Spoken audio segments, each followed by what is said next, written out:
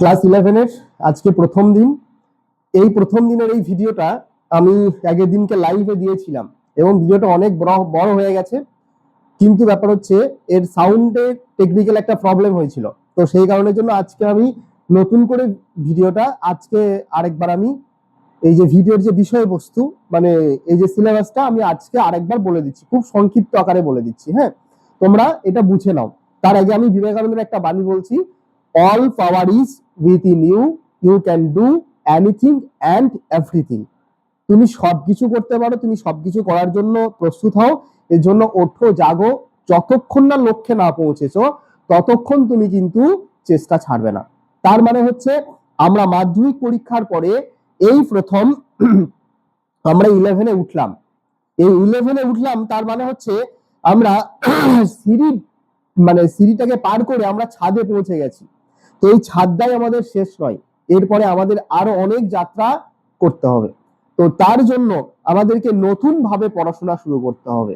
2026 সালে লড়াই করব, 2027 সালে আমি জয়লাভ করব এবং এই জয়টা হবে এক অনেক বড় জয়, বিজয়, যেটা যারা তোমাকে অপমান করেছে বা যাদের কাছে তুমি হ্যারাসমেন্ট হয়েছো বা যদি কোনো কারণে কোনো আত্মীয় স্বজন বন্ধু বান্ধবের কাছ থেকে যদি কোনোভাবে কোনো মানে কষ্ট পেয়ে থাকো পড়াশোনার ব্যাপার বা অন্য কিছু হোক, সেটা তোমাকে ভালো রেজাল্ট করে কিন্তু তোমাকে দেখিয়ে দিতে হবে, বন্ধু বান্ধব থেকে শুরু করে সবার জন্য।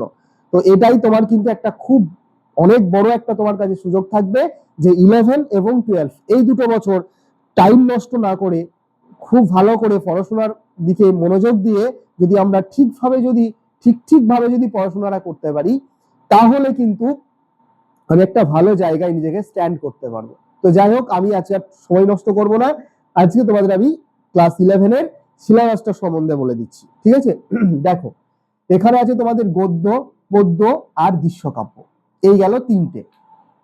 আর কি আছে, এটা হলো পার্ট 1। পার্ট 2 এ কি আছে, সংস্কৃত ব্যাকরণ। সংস্কৃত ব্যাকরণের মধ্যে এই জিনিসগুলো রয়েছে, আমি একটু বুঝিয়ে দেবো তোমাদেরকে। আর পার্ট 3 তে রয়েছে দেখো বৈদিক সাহিত্য, এইগুলো রয়েছে।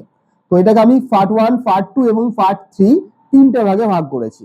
এখন আমি পার্ট 1 এর সম্বন্ধে বলছি, তোমরা দেখে নাও। পার্ট 1 এ তোমাদের যে গদ্যটা আছে সেটার নাম হচ্ছে উপমন্যু কথা। কি বললাম? উপমন্যু কথা। কথাটা ভালো করে নামটা তোমরা মনে রাখবে, ক্লিয়ার? উপমন্যু কথা, এটা মহাভারতের আদি পর্ব, ক্লিয়ার? এটা মহাভারতের একটা আদি পর্ব হচ্ছে উপমন্যু কথা।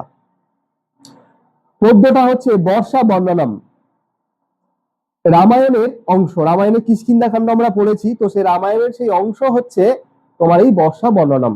খুব সুন্দর একটা মানে পদ্যের আকারে যখন তোমাদেরকে পড়াবো, দেখবে শ্লোক আকারে তোমাদেরকে যখন পড়াবো অত্যন্ত সুন্দর লাগবে, খুব সুন্দর একটা কিন্তু দৃশ্য, এটা ক্লিয়ার? আর দৃশ্যকাব্য হচ্ছে কৃপণ কপালী, এটাও তাই, খুব সুন্দর, অনেক চরিত্র আছে, তো সেখানে বিভিন্ন ভাবে এটা পড়তে পড়তে তোমার প্রচন্ড হাসি পাবে, এত সুন্দর একটা দৃশ্যকাব্য। হ্যাঁ, যে কৃপণ কপালী চিফিটক চর্বণমের এটা কিন্তু অংশ বিশেষ, ক্লিয়ার? তো এই গেল গদ্য, পদ্য এবং দৃশ্যকাব্য। পার্ট 2 এ যেটা দেওয়া হয়েছে সেটা হচ্ছে তোমাদের সংস্কৃত ব্যাকরণ। ব্যাকরণের মধ্যে কি দেওয়া হলো, সন্ধি দেওয়া হয়েছে, দেখো সন্ধি দেওয়া হয়েছে, শব্দরূপ দেওয়া হয়েছে, ধাতুরূপ দেওয়া হয়েছে, প্রত্যয়। তো এইটা সংক্ষিপ্ত আকারে তোমাদেরকে আমি কিন্তু লিখে দিয়েছি। এর মধ্যে আরো কিছু আছে, প্রকারভেদ আছে, শব্দরূপ ধাতুরূপের মধ্যে কি কি আছে, প্রত্যয়, ঠিক আছে?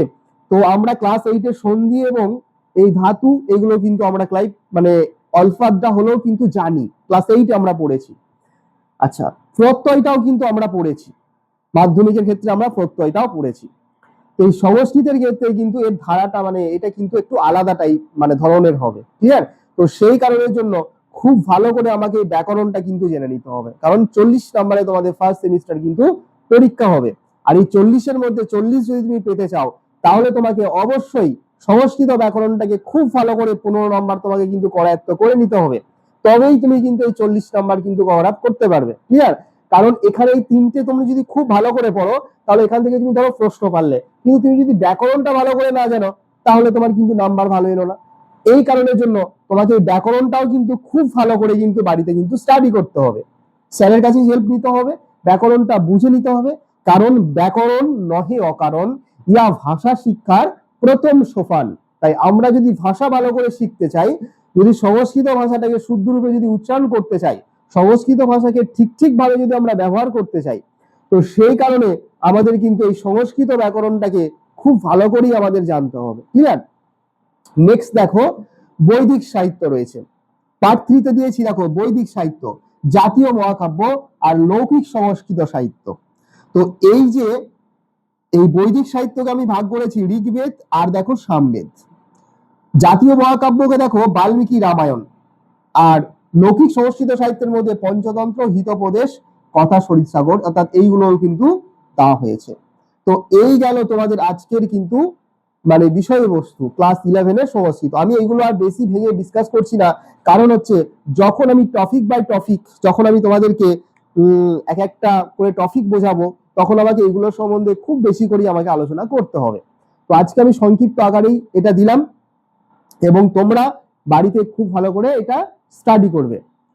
আজকে আমি সমস্ত বিষয়বস্তু সম্বন্ধে তোমাদের সঙ্গে এই বিষয় নিয়ে আলোচনা করব।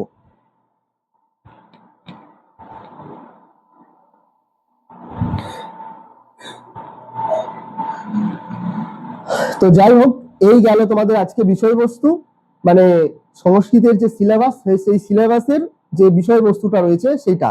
এইবার তোমাদের যে উপবন্য কথা, এই উপবন্য কথার বিষয়বস্তুটা তোমাদেরকে আমি নেক্সট একটা ভিডিও দেবো, সেই ভিডিওর মধ্যে সমস্ত বিষয়বস্তুটাই তোমাদেরকে আমি আলোচনা করে দেবো। এরপরে টপিক বাই টপিক পর আমি কিন্তু তোমাদের সমস্ত পড়াগুলো, উচ্চারণগুলো কিভাবে পড়তে হবে সংস্কৃততে, সেইগুলো কিন্তু আমি আলোচনা করে দেবো।